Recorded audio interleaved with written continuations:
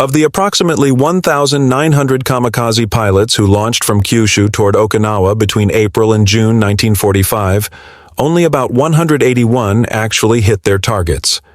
That's a success rate of less than 10%. They called themselves the Divine Wind. But what most people don't know is that by 1945, these suicide pilots were flying into the most sophisticated aerial defense system ever created. And now you're going to see exactly why they failed. When people talk about kamikazes, they usually picture swarms of fanatical pilots crashing into American ships with terrifying effectiveness. The popular narrative paints them as an unstoppable weapon of desperation that nearly changed the outcome of the Pacific War. But the numbers tell a completely different story. At Okinawa, the largest kamikaze operation in history, the vast majority of these pilots never even got close to a ship. And the reasons why reveal one of the most one-sided technological massacres of World War II. The Americans knew they were coming. After the Philippines campaign in late 1944, where kamikazes first appeared in organized attacks, U.S. Navy strategists had seen enough. Initial success rates there had been disturbingly high, around 34% of kamikaze attempts resulting in hits. But that was before the Navy adapted. By the time American forces prepared to invade Okinawa in early 1945, they had developed an entire defensive doctrine specifically designed to destroy suicide attacks, and it worked with devastating efficiency. The first layer of defense started more than 60 miles from the main fleet. The Americans established 15 radar picket stations in a ring around Okinawa, each manned by destroyers equipped with the latest radar technology. These weren't just early warning posts. They were fully functioning combat information centers floating on the outer edge of the defensive perimeter, capable of detecting incoming aircraft at ranges the Japanese didn't think were possible. When a kamikaze formation lifted off from Kyushu, American radar operators often knew about it before the pilots had even formed up. But detection was only the beginning. Once radar picked up the incoming raids, the combat information centers aboard the picket ships would vector dozens of fighters to intercept them as far from the fleet as possible. This was Commander John Thach's Big Blue Blanket, a multi-layered fighter patrol system that kept continuous air cover over the fleet and Japanese airfields simultaneously. At any given time, there were Grumman F-6F Hellcats and Vought F-4U Corsairs orbiting at multiple altitudes, waiting. The Corsairs were particularly deadly. Faster than almost any Japanese aircraft still flying in 1945, with superior climb rates and firepower, they could chase down kamikaze formations before they ever reached visual range of the ships. And this is where the real problem for the kamikazes began. See, by 1945, Japan had already lost most of its experienced pilots. The veterans who survived Midway, the Philippine Sea, and Leyte Gulf were gone, dead or reassigned. The boys flying the kamikaze missions had received an average of 40 to 50 hours of flight training. Some got as little as a week of instruction. They learned to take off, fly in formation, and attack a target. That was it. Navigation, barely covered. Combat maneuvers, non-existent. Many couldn't even navigate without their escort fighters. And once those escorts peeled away to deal with American interceptors, the inexperienced kamikaze pilots were on their own. Compare that to American fighter pilots. By 1945, most U.S. Navy aviators had hundreds of hours of flight time and extensive combat experience. They flew aircraft that were faster, tougher, and better armed than anything the Japanese could field. The technological gap had become a chasm.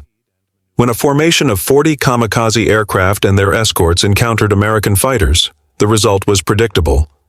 On April 17, 1945, 4 Hellcats from the USS Yorktown intercepted a formation of about 40 Japanese aircraft approaching the carrier task force. Using a coordinated mowing machine maneuver, they shot down 17 enemy planes. The kamikaze formation never got close. Those who somehow made it through the fighter screen faced the next layer, concentrated anti-aircraft fire. American ships had been equipped with increasingly sophisticated fire control systems and automatic weapons specifically designed to track fast-moving targets. The 40mm Bofors guns and 5-inch dual-purpose batteries could put up a curtain of steel that was nearly impossible to penetrate. Some kamikaze pilots, seeing the wall of tracers and explosions ahead, simply turned away. Others pressed on and were torn apart before they could line up their final dive. But even the technical defenses weren't the biggest problem. The real issue was that the Kamikaze program was built on a fundamentally flawed premise. Japanese planners estimated that 1 in 6 kamikaze sorties would result in hits.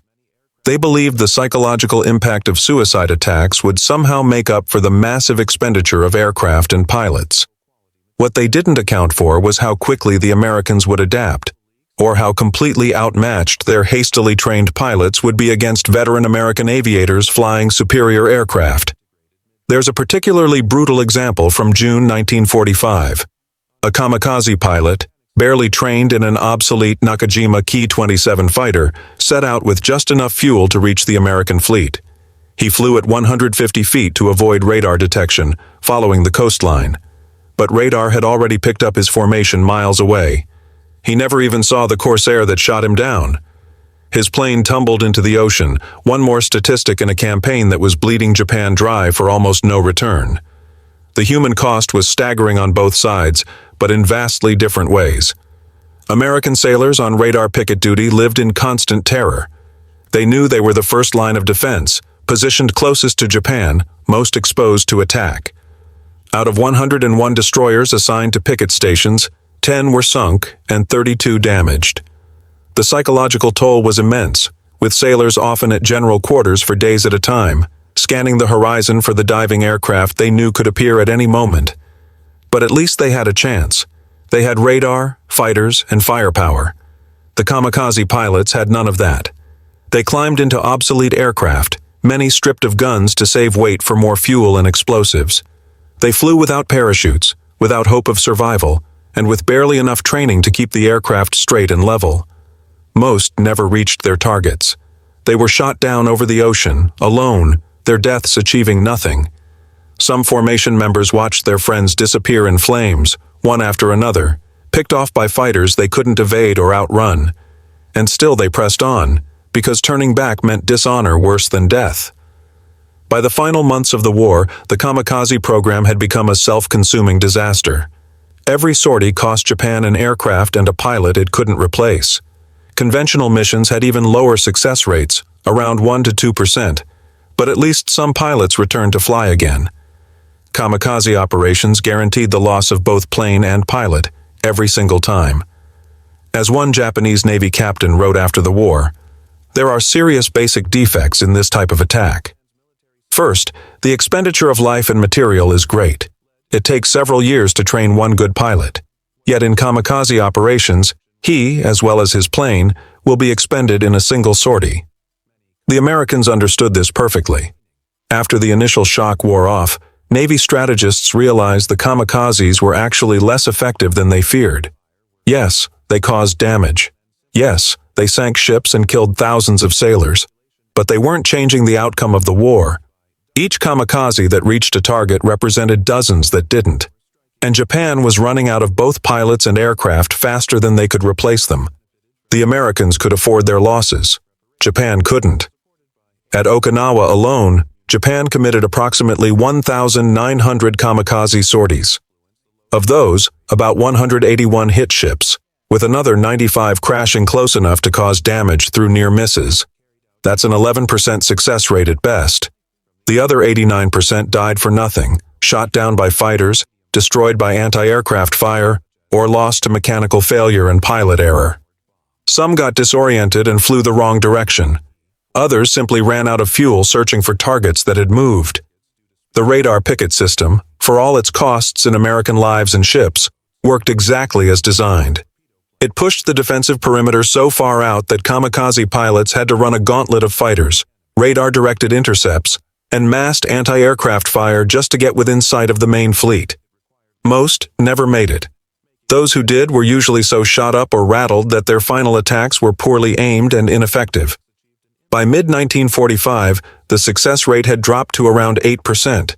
Declining pilot skills, deteriorating aircraft, and continuously improving American defenses had turned the kamikaze program into an aerial meat grinder that Japan could no longer afford to feed. But they kept launching them anyway, because by that point, they had no other options left. The kamikazes weren't a brilliant tactical innovation. They were a symptom of total strategic defeat, a last desperate gamble by a nation that had already lost the war, but couldn't bring itself to surrender. The divine wind that was supposed to save Japan, just like the typhoons that scattered Mongol invasion fleets in the 13th century, turned out to be nothing more than poorly trained boys flying obsolete planes into the teeth of the most advanced naval defense system ever created. And 89% of them died without accomplishing anything at all.